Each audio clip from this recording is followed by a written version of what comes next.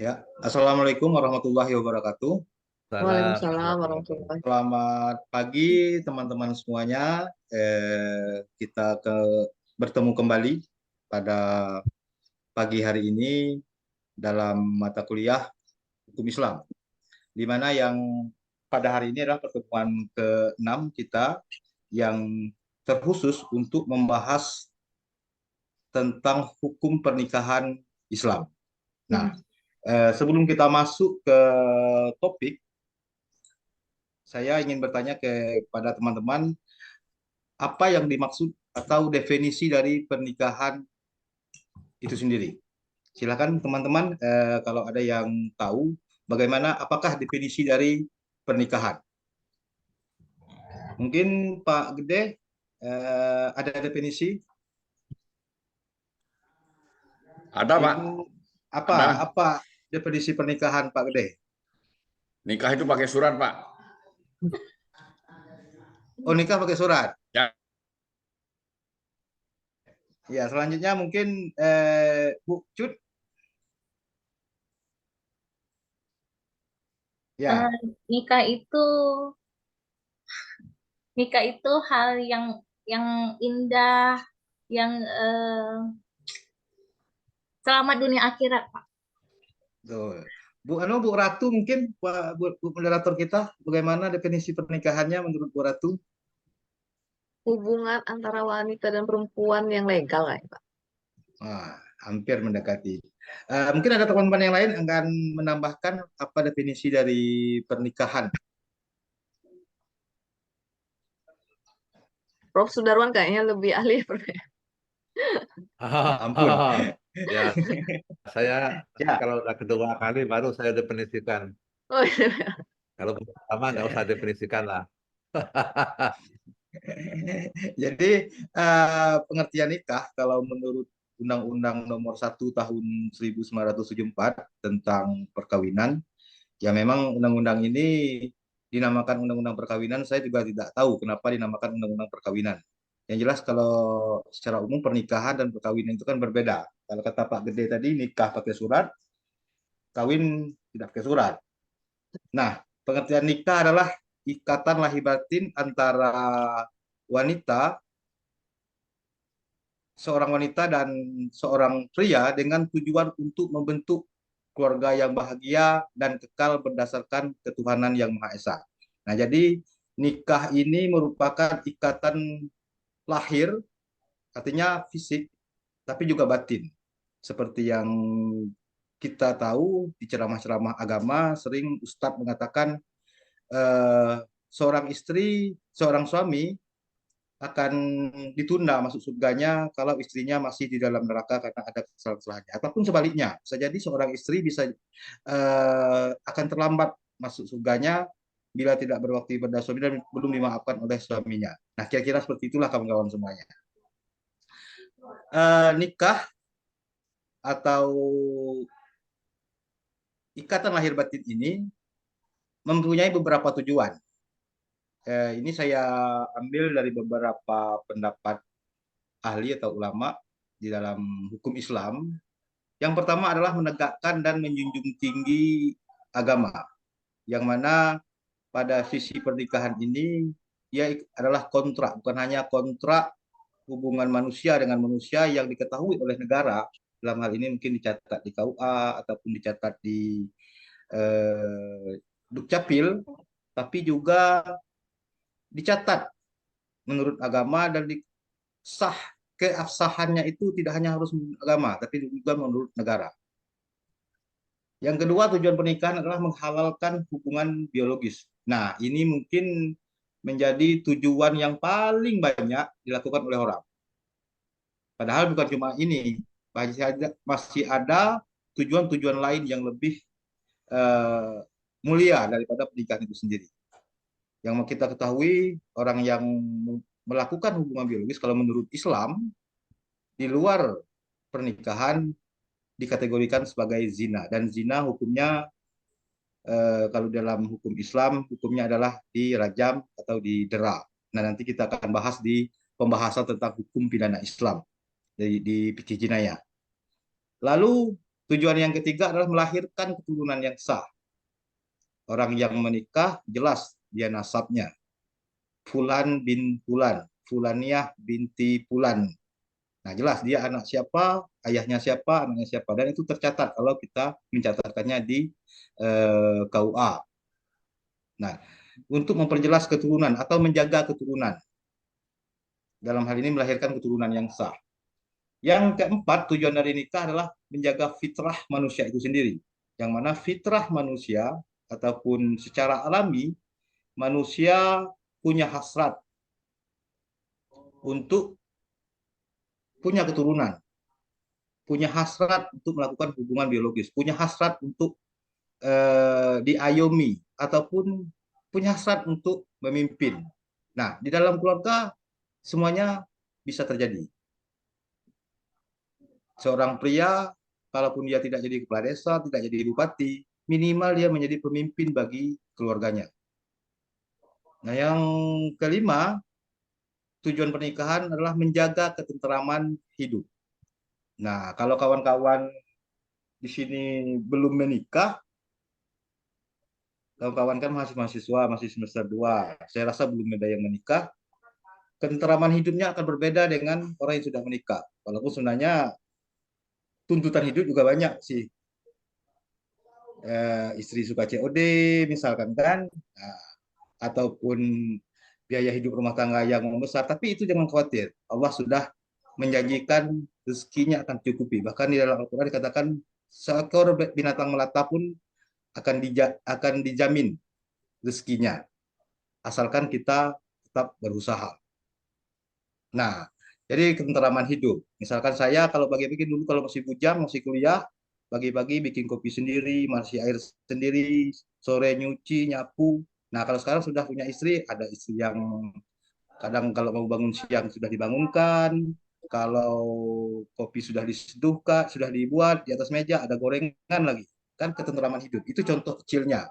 Tapi jangan diartikan kita menikah hanya untuk itu. Dengan istri bukan pembantu bagi kita, itu teman hidup kita. Nah, selanjutnya tujuan pernikahan yang terakhir adalah mempererat persaudaraan, di mana pernikahan tidak hanya ikatan antara seorang laki-laki dan perempuan, tetapi juga mengikat dua keluarga atau lebih dua keluarga dalam satu kedekatan hubungan persaudaraan. Ada hubungan semendo kalau istilah kita di Jambi, semendo atau hubungan besan-besanan. Nah, itu akan mempererat persaudaraan dan memperbanyak saudara, memperbanyak teman. Ingat silaturahmi, menjalin silaturahmi membuka pintu rezeki. Itu yang harus kita ambil dari tujuan atau hikmah dari pernikahan itu sendiri. Nah, ini masuk ke peminangan. Tentunya sebelum pernikahan tentu ada langkah-langkah awal. Kata orang, tak kenal maka tak sayang maka tak cinta. Jangan ujuk-ujuk langsung nikah, saya mau nikah sama dia. Itu jangan. Nanti dikira kita memaksakan atau gimana. Tapi harus ada perkenalan minimal melalui proses peminangan. Nah, untuk peminangan ini saya ada pantun untuk kawan-kawan. Orang jauh dikenang-kenang, hanya terkenang pada yang lalu. Mula berkenal, kemudian bertunang, di atas pelamin kita bersatu. Nah, itu istilahnya proses-proses. Jadi kenalan dengan seorang pria atau seorang wanita, kalau kita seret hatinya, inilah jodoh saya, maka kita akan minta pada orang tua kita untuk meminang dia. Nah, itu ada prosesnya. Jadi langkah-langkah awal perjodohan seorang pria dan wanita itu adalah peminangan. Menurut Rasulullah, di dalam hadisnya ada 4 kriteria wanita yang dipinang. Yang pertama adalah hartanya, yang dilihat dari hartanya tentunya hartanya. Yang kedua adalah keturunannya, dia keturunan baik-baik. Yang ketiga adalah kecantikannya. Dan yang paling utama adalah agamanya. Nah, ini saya buat urutannya bukan berdasarkan prioritas, tapi piramid terbalik. Yang di paling bawah adalah yang paling diutamakan. Hartanya, keturunannya. Kalau dia tidak ada keempat-empatnya, maka lihatlah agamanya. Agamanya yang paling diutamakan. Tidak apa-apa dia anak orang miskin, dia orang miskin, tidak apa keturunannya tidak terlalu bagus, tidak apa jelek. Yang penting agamanya bagus. Kalau agamanya bagus, inner beauty-nya akan terlihat. Nah, begitu kalau pada peminangan. Walaupun peminangan ini bukan syarat sah nikah ya. Tidak ada peminangan pun bukan menjadi syarat sah sebuah pernikahan.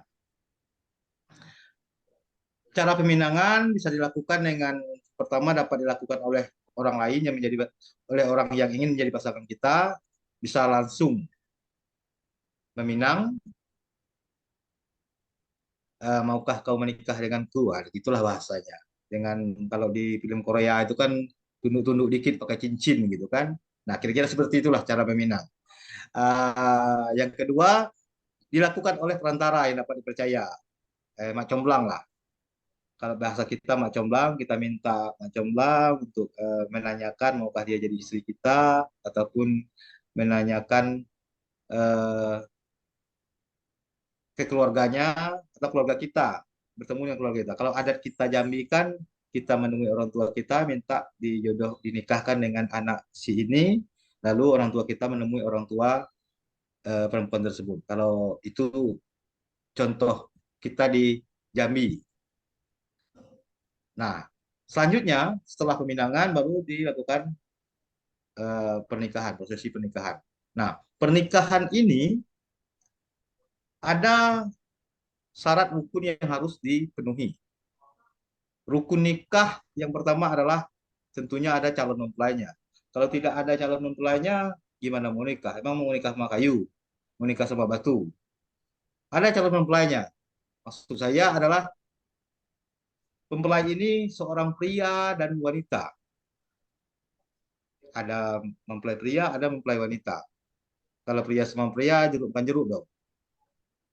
Nggak jadi nikah dia. Nah, Izin Pak jadi Salman, ada di Bali ada nikah sama Kris. nikah sama Chris. Ya ada.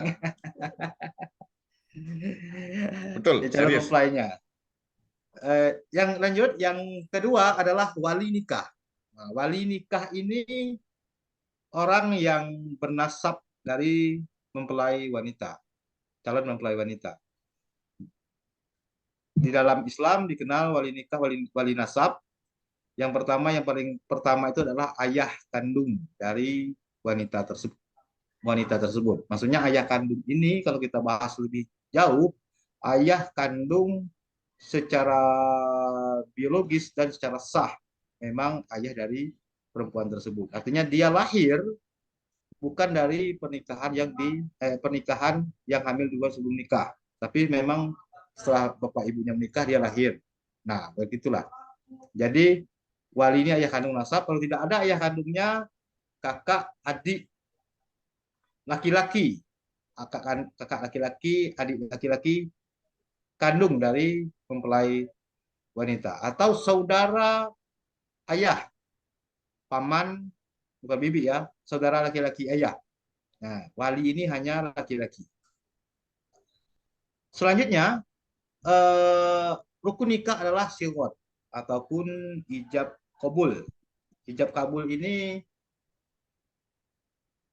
perkataan, perbuatan akad memberikan ataupun menyerahkan mempelai perempuan anaknya untuk diterima oleh mempelai laki-laki. Artinya ada serah terima lah kalau di bahasa perdata kita. Nah, di syirat ini memang harus dilakukan, ada syarat-syaratnya, ada ketentuan-ketentuannya. Tidak hanya langsung misalkan hari ini kita nyebutkan saya orang tua laki wanita menyebutkan saya nikahkan anakku Fulaniyah binti Fulan dengan kamu Fulan binti Fulan dengan mahar sekian tunai. Nah, besoknya baru dijawab, nggak bisa, harus langsung, harus bersambung kalimatnya. Biasanya wali menyebutnya tunainya itu di ujung itu agak lama supaya langsung disambung oleh mempelai laki-laki. Lalu rukun nikah yang keempat adalah mahar. Mahar ataupun bahasa kita lebih populernya mas kawin. Tidak harus berbentuk emas ya, kawan-kawan semuanya. Mahar adalah berupa benda, barang, uang ataupun jasa yang diberikan kepada perempuan. Nah, persoalan mahar ini ulama banyak pendapatnya. Apakah mahar ini hak mempelai perempuan ataupun hak hak dari wali? Yang jelas ini adalah hak pihak perempuan dan kewajiban calon mempelai laki-laki. Nah, mahar ini berbentuk barang. Kalau hadis Rasulullah mengatakan, berikanlah mahar walau hanya sebentuk cincin besi. Nah, di sini ada ulama yang mengatakan batas minimal sebuah mahar itulah seharga satu buah cincin besi. Kalau cincinnya sudah seperti profesor, mungkin sudah tinggi nilainya. Jadi ada dua cincin tadi, mungkin itu maharnya lebih tinggi nilainya daripada sebuah cincin besi. Karena ini ceritanya saat Abi Thalib mau nikah, menyerahkan baju besi, tapi dilarang karena baju besi pada saat perang tidak boleh, maka harus kalau ada cincin besi saja yang diberikan. Terakhir adalah, bukan wali, tapi saksi. Saksi di dalam pernikahan, akad nikah, terdiri dari dua orang laki-laki yang beragama Islam yang sudah baligh, itu syaratnya. Wali harus hadir di saat ijab kabul ataupun akad nikah tersebut. Nah, wali inilah yang melihat, mendengar secara langsung, saksi inilah yang melihat, mendengar secara langsung prosesi akad nikah tersebut. Nah, yang mana saksi ini kalau kita tarik ke keilmuan di dalam ilmu hukum, saksi merupakan orang yang melihat, mendengar, dan merasakan secara langsung sebuah peristiwa atau kejadian hukum. Nah, begitupun dalam hukum Islam, seorang saksi nikah, dia harus melihat dan mendengar secara langsung akad nikah tersebut. Nah, biasanya kan kalau kita lihat di orang nikah, saya nikahkan putri saya, Fulaniyah binti Fulan, dengan kamu, Fulan bin Fulan, dengan mahar yang tersebut tunai. Nah, di ujungnya kan wali itulah yang mengatakan, dengan saksi sah, kata imam atau hakim, sah kata wali. Maka sudah resmilah kedua mempelai tersebut menjadi sepasang suami istri. Nah, sebelum kita lebih jauh lagi, kita akan lihat syarat-syarat mempelai itu sendiri. Yang pertama, syarat calon pengantin pria, syarat mempelai pria. Yang pertama, beragama Islam. Di dalam hukum Islam tentu harus beragama Islam. Kedua, laki-laki. Nah, tentu kalau perempuan sama perempuan, dia calon mempelai pria, tapi jenis kelaminnya perempuan. Kan tidak jadi juga. Yang kedua, jelas orangnya yang mana. Jadi pernikahannya harus jelas. Dia di suatu majelis, lihat orangnya. Ada orangnya. Nah, kalau di Facebook saja lihat orangnya, terus nikahnya secara online, nah, itu kan tidak jelas. Yang keempat, dapat memberikan kesudahan. Artinya dia bisa menerima atau bisa melakukan qabul terhadap ijab yang dilakukan oleh wali. Dan yang terakhir adalah tidak terdapat halangan perkawinan. Nah, halangan perkawinan ini mungkin ada beberapa catatan ulama, misalkan ada dokter memvonis dia tidak normal atau gimana, mengalami gangguan seksual ataupun kejiwaannya terganggu, yang jelas balik dia sudah masuk usia dewasa dan orang yang sadar, orang yang waras.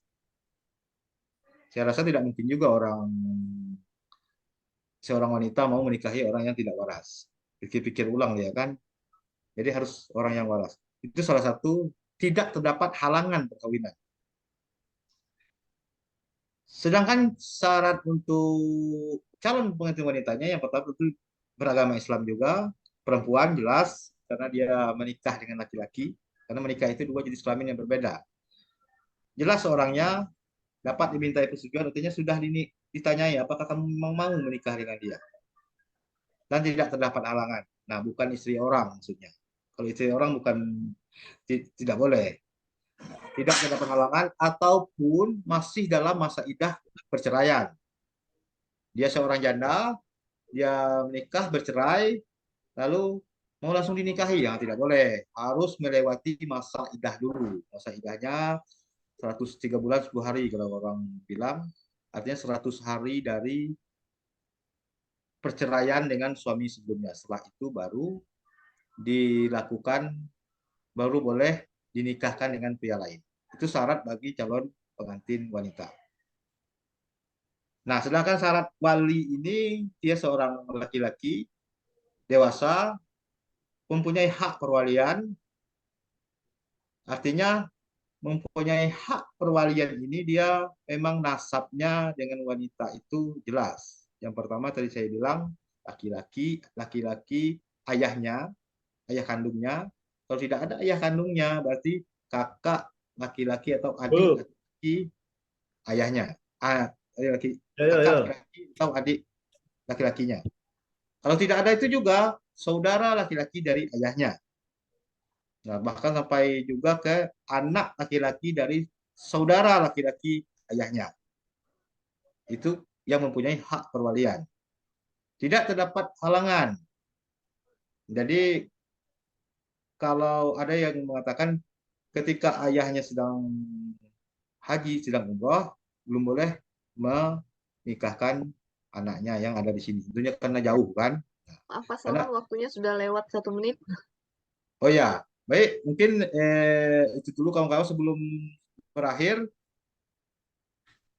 Saya akan memberikan tugas kepada kawan-kawan untuk didiskusikan bersama kelompok. Yang pertama, kasusnya adalah ijab kabul prianya berada jauh. Misalnya prianya di luar negeri, wanitanya di Indonesia. Nah, bagaimana kalau pernikahan tersebut dilaksanakan dengan alat telekomunikasi, kayak Zoom, pakai video call misalkan. Nah, yang kedua, kelompok dua, wanita dan pria ini melarikan kawin lari dan nikah tanpa wali nasab, padahal ayah kandungnya masih ada. Namun ayah kandungnya ini tidak setuju karena ada pilihan lain. Nah, silakan kawan-kawan diskusikan. Kita bagi nanti dua kelompok besar. Nanti didiskusikan pendapat kawan-kawan mengenai ini. Nanti kita presentasi di akhir perkuliahan. Ya, terima kasih. Mungkin itu dulu. Nanti kita lanjut diskusi. Terima kasih atas kesempatannya. Wassalamualaikum warahmatullahi wabarakatuh. Waalaikumsalam warahmatullahi wabarakatuh. Ini kalau bahas tentang pernikahan lumayan mengalir ya Pak Salman ya. Karena ini kan Ya. terkait sekali. Jadi kebablasan waktunya. Silakan Pak Prof. Sudarwan Danim. Baik, terima kasih. Ini memang kita tuh nikmat kalau membicarakan sesuatu yang kita pahami ya. Gitu. Tapi Pak Salman ini juga karena udah paham sekali, lalu merasa tidak puas kalau tidak menyampaikan semua. Hebatnya ketika diingatkan waktu udah berakhir masih nambah juga gitu. Tapi nggak apa-apa, itu kan namanya juga mikro ya, nggak ada persoalan apapun dalam kerangka ini. Memang kalau nanti di depan publik itu harus agak hati-hati. Yang kedua, kita boleh mengkomparasi. Misalnya kita tadi kan perkawinan dalam Islam gitu. Kita boleh serba sedikit melihat dunia lain gitu ya. Lalu kalau definisi apakah kita cukup tunggal atau kita tadi kan definisi menurut perundang-undangan. Ada nggak menikah dalam perspektif akademik gitu? Ya, lintas agama lagi misalnya gitu. Jadi tadi kan definisi versi Islam gitu. Apakah versi Hindu, Buddha, versi kelompok ateis gitu ya, sama definisinya. Apakah ikatan lahir batin atau ikatan batin saja atau ikatan lahir saja gitu. Atau ikatan untuk melegitimasi keturunan. Karena itu usahakan tidak tunggal definisinya. Lalu jangan lupa juga yang gini-gini ini akan memunculkan pertanyaan kritis bagi mahasiswa yang kritis. Tapi di Indonesia akan jarang terjadi. Misalnya, apakah menikah boleh tanpa wali? Itu pasti ada kalau makan mahasiswa kritis. Kalau kita jawab boleh gitu. Adam dan Hawa siapa walinya? Kan begitu kan? Lalu pada kita jawab Allah Subhanahu wa taala, maaf bagi non muslim. Lalu dia akan tanya lagi, apakah Allah dulu sama dengan Allah sekarang? Gitu. Kalau sama, kapan dia berubah?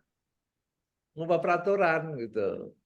Nah, akibatnya kan muncul juga di tahun sekian gitu. Yang saya dengar waktu saya masih muda itu gosip gitu. Orang tuh Kita boleh sepakat untuk berdua nikah aja gitu.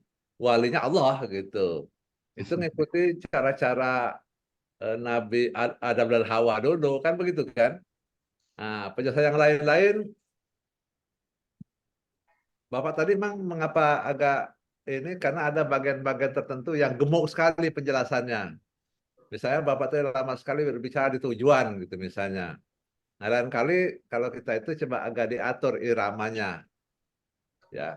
Karena itu maka di banyak pembicara itu kalau orang itu diminta sekian menit itu biasanya dia taruh jam di meja di depannya.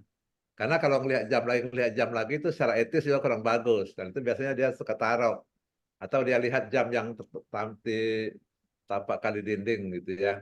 Tapi secara umum saya selalu dengan angkatan 4 ini bagus-bagus. Makasih. Assalamualaikum warahmatullahi wabarakatuh. Terima kasih, Prof. Waalaikumsalam warahmatullahi wabarakatuh. Nah, Akhirnya di stop saja. Nah, oke. ini yang peserta kita